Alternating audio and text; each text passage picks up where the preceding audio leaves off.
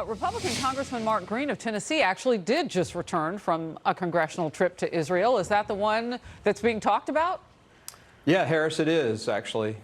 And thanks for having me on the show, too. No, absolutely. Let's get into where we go from here, because what Democrats, some of them, are saying with this move to take some action with aid, as I understand it, is there should be punishment for not allowing these women to come into the country as elected leaders in America. Why? That's absolutely ridiculous. Pretty much everything that they said in their press conference was an absolute lie. I mean, they said that they were denied because of their faith.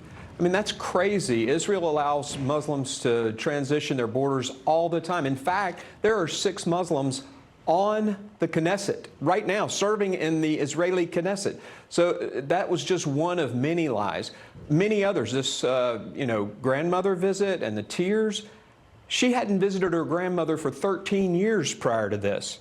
I mean, if she really wanted to go see her grandmother, she would have gone. And then when Israel gave her the choice, gave her the opportunity and said, look, if you just don't, get over there and incite stuff while you're in those territories, you can go. And she said, oh, no. Obviously, she hates Jews more than she likes her grandmother. Obviously. Yes. Oh, my goodness. The nugget that I took away, though, the 6 people of different faith, you said Muslim faith, on the Knesset. That never gets talked about. Never talked about. They can vote. They can serve in government. There are 12 Arabs in the Knesset right now, and 6 of them are Muslims. Okay, I gotcha. Let's move on to Rashida Tlaib dismissing criticism of Mitfa. And I'm hoping, I think I'm pronouncing it correctly. That is the group that was going to sponsor the trip, which has a long record of anti-Semitic rhetoric. Let's watch, and then I'll get your reaction. Okay. We're not the ones who chose the organization. A U.S. foundation, a U.S.-based sponsor organization chose it. But I was told by a number, I think there was 5 members of Congress that actually went on the trip that was sponsored by the same organizations. I think these are just distractions into the fact that this had nothing to do really with the agenda or these other issues. And you say what? That's very dishonest, Harris, and I hate to be the person to bring that out, but that is just absolutely dishonest. The organization that sent us to Israel was a bipartisan organization. Steny Hoyer was on it, as was Leader McCarthy. Both leaders went on this. There were Republicans, there were Democrats. We even got to go into Palestine. They met with Mr. Abbas, the president of the Palestinian Authority. We went all through Israel. We went up on the Lebanon border, looked over into Lebanon, saw the Hezbollah flags.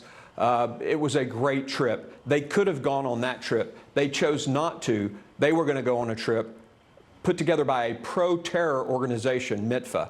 That was their choice. That's who they are. And they need to stop lying to the American people. How problematic is this going forward with relationships? Because you heard Speaker Nancy Pelosi saying, kind of calling into question, call the president weak and others weak, and that it wouldn't determine the relationship going forward. Is anybody actually concerned about a relationship between U.S. and Israel because of what's going on with Omar and Tlaib? I don't think so. I mean, I think this is ripples in the Democrat Party.